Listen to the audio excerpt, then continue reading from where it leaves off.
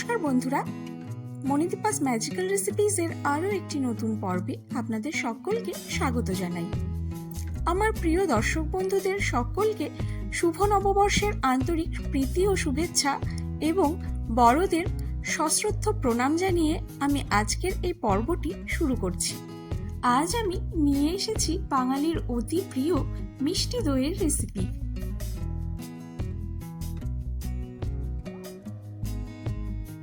এই মিষ্টি দই তৈরি করবার জন্য আমি প্রথমে 4 চামচ পরিমাণে টক দই নিয়ে টক দইটার জলটাকে ভালোভাবে ঝরিয়ে নিচ্ছি। এই টক দইটাকেই আমি দইয়ের বীজ হিসেবে ব্যবহার করব। এবারে গ্যাসে একটি পাত্র বসিয়ে পাত্রটি ভালোভাবে গরম হয়ে এলে তাতে দিয়ে দিচ্ছি আমি 4 চামচ পরিমাণে চিনি। এবার আমি চিনিটাকে ভালোভাবে গলিয়ে নেব। এই চিনিটা ভালোভাবে গলে যাবার পর একটি সুন্দর রং তৈরি হবে, যাকে আমরা সাধারণত ক্যারামেল বলে থাকি। এই ক্যারামেল থেকেই মিষ্টি দইয়ের সুন্দর একটি লাল রং তৈরি হয়। দেখুন, চিনিটা খুব ভালোভাবে গলে গিয়ে ক্যারামেল তৈরি হয়ে গেছে। এবারে আমি গ্যাসের ফ্লেমটাকে বন্ধ করে দিয়ে 1/2 কাপ পরিমাণে দুধ এই পাত্রে দিয়ে দিচ্ছি। দুধটা দেবার সময়ে গ্যাসের ফ্লেমটাকে অবশ্যই অফ করে নেবেন, নইলে পরে দুধটা কিন্তু বাইরে ছিটকে আসতে পারে। এরপর এই ক্যারামেলটাকে ভালোভাবে দুধের সাথে মিশিয়ে নিতে হবে।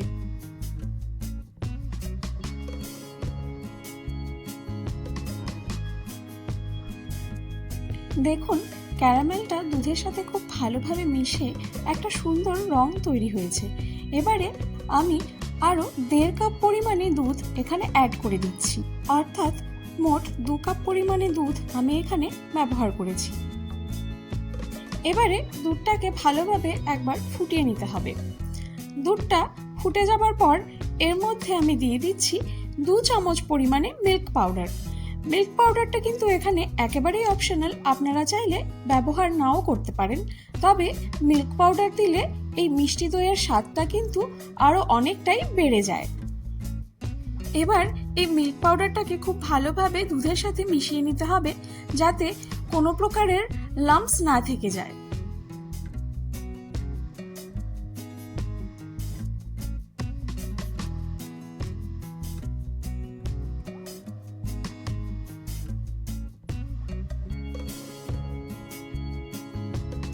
দেখুন, মিল্ক পাউডারটা দেবার পর দুধটাকে আমি আরও একবার ফুটিয়ে নিয়েছি।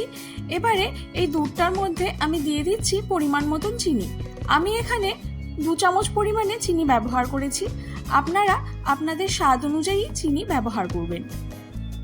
চিনিটা দুধের সাথে মিশে যাবার পর দুধটা কিন্তু একটু পাতলা হয়ে যাবে, তাই চিনিটা দেবার পর দুধটাকে আরও একবার ভালোভাবে ফুটিয়ে নিতে হবে। দুধটা ভালোভাবে ফুটে এলে গ্যাসের ফ্লেমটাকে বন্ধ করে দুধটাকে এবার আমি ঠান্ডা হতে দেব।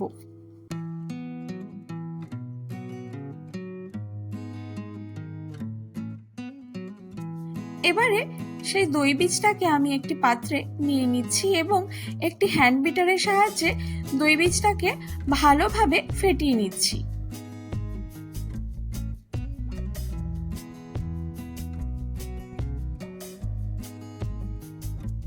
দেখুন, দই বীজটাকে ভালোভাবে ফেটিয়ে নেওয়া হয়ে গিয়েছে।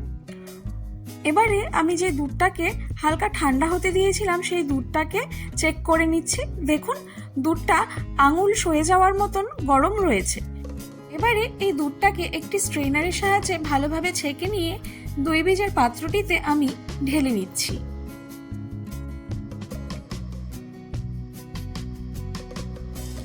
এইভাবে স্ট্রেনারের মধ্যে একটু ছেঁকে নিলে কোনো রকমের লাম্পস বা শর্ট থাকলে সেটা বেরিয়ে যাবে। এবারে দই বীজটাকে এই দুধটার সাথে ভালোভাবে মিশিয়ে নিতে হবে।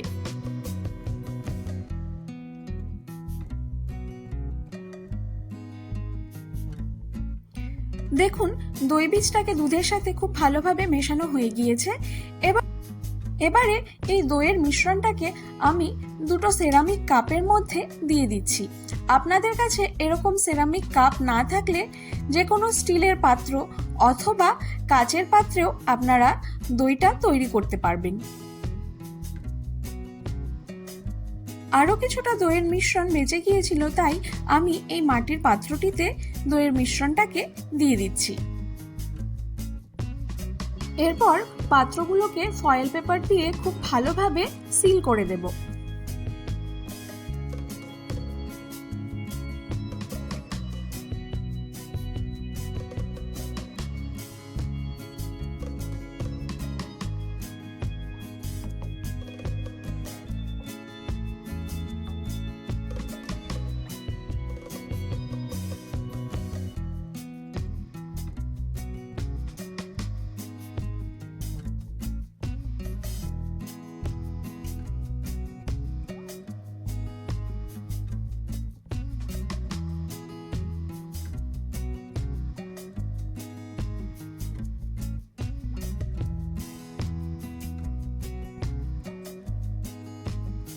এরপর একটি কড়াইয়ের মধ্যে আমি এই দইয়ের পাত্রগুলোকে ভালোভাবে বসিয়ে দিয়ে কড়াইটার ঢাকাটা আটকে দিচ্ছি এবং কড়াইটাকে একটি তোয়ালে দিয়ে ভালোভাবে ঢেকে দিচ্ছি।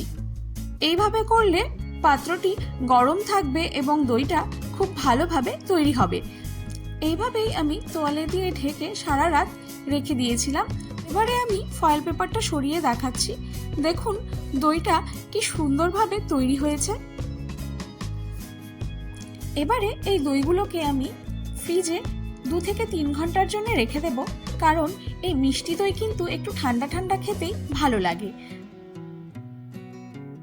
ফ্রিজ থেকে বের করে নেবার পর এই ঠান্ডা ঠান্ডা দইগুলোকে পরিবেশন করুন। আজকের এই মিষ্টি দইয়ের রেসিপিটি আপনাদের ভালো লেগে থাকলে ভিডিওটিতে অবশ্যই লাইক এবং কমেন্ট করবেন, আর পরবর্তীতে এরকম আরও নিত্য নতুন রেসিপির আপডেট পাবার জন্য আমার চ্যানেলটিকে অবশ্যই সাবস্ক্রাইব করে নেবেন। Thank you.